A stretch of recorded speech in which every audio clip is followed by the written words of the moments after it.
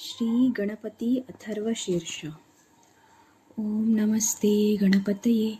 त्वमेव प्रत्यक्षं तत्त्वमसि, त्वमेव केवलं कर्तासि, त्वमेव केवलं धर्तासि, त्वमेव केवलं हर्तासि, त्वमेव सर्वं खल्विदं ब्रह्मासि, त्वं साक्षादात्मासि नित्यं।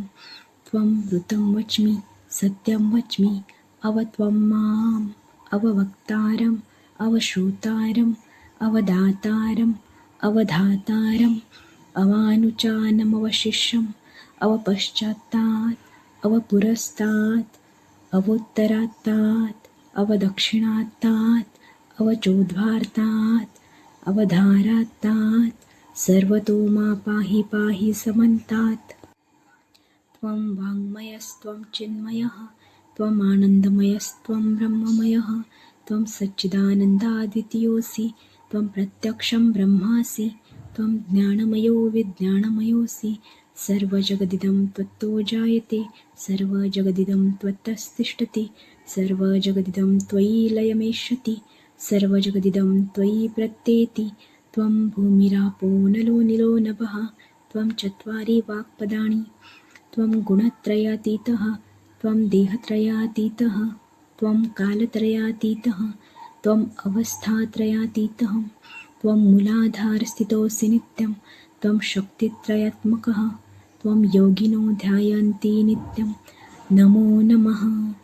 त्वं ब्रह्मास्तौ विष्णुस्तौ रुद्रस्तौ अग्निस्तौ इन्द्रस्तौ वायुस्तौ सूर्यस्त्वं चन्द्रमास्तौ ब्रह्मं भूर्भुवस्वरोमं गणादिं पूर्वमुच्चार्य वर्णान्दिं तदन्तरम् अणुस्वारः परतरः अर्धेन्दुलसितं तारेण रुक्त एकतत्त्वमणुस्वरूपं ककारपूर्वरूपम् अकारो मध्यमरूपम् अणुस्वारश्चान्त्यरूपं बिन्दुत्तररूपं नादसन्धानं संहितासन्धि सैषा गणेशविद्या गणकऋषिनिजद्रो गायत्री छन्दः श्रीमहागणपतिर्देवता।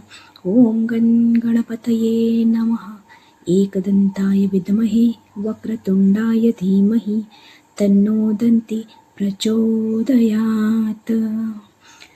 एकदन्तं चतुर्हस्तं पाशमङ्कुशधारिणं हृदं च वरदं हस्तिर्बिभ्राणं मूषकध्वजं रक्तं लम्बोदरं शूर्पकर्णकं रक्तवाससं रक्तगन्धानुलिप्ताङ्गं रक्तपुष्पैः सुपूजितं भक्तनुकम्पिनं देवं जगत्कारणमच्युतम् आविर्भूतं च सृष्टद्यो पुरुषात् परकृते पुरुषात् परम् एवं ध्यायाति यो नित्यं स योगी योगिनां वरः।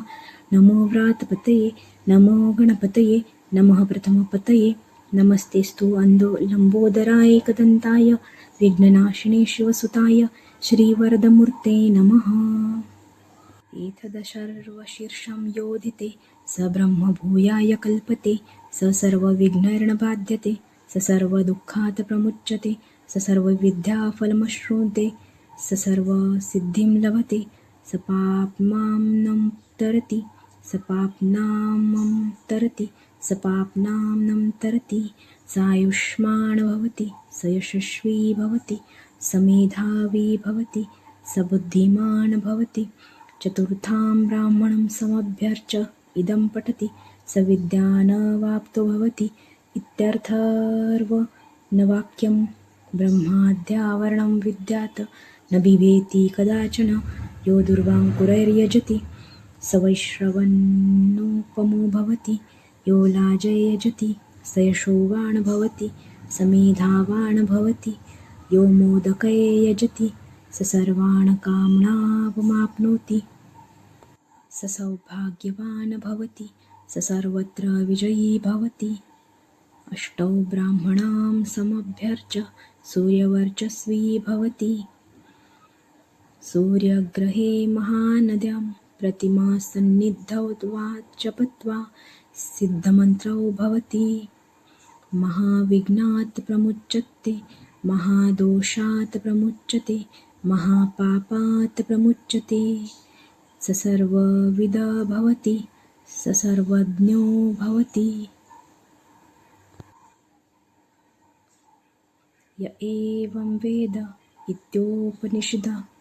ॐ गणपतये नमः.